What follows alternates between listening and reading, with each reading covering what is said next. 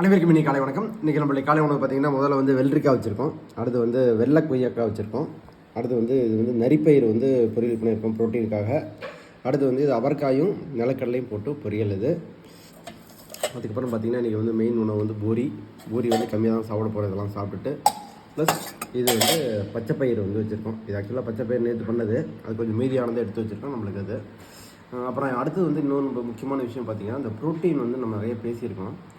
தினசரி வந்து ப்ரோட்டீன் எடுத்துக்கணுமா அப்படின்னு ஒரு கேள்வி வருது. கண்டிப்பாக வந்து நீங்கள் தினசரி உணவில் வந்து ப்ரோட்டீன் சேர்த்துக்கணும். ஏன்னா உடம்புல வந்து ப்ரோட்டீன் வந்து அன்னன்னைக்கு என்ன தேவையோ அந்த ப்ரோட்டீன் நீங்கள் எடுத்தே ஆகணும்.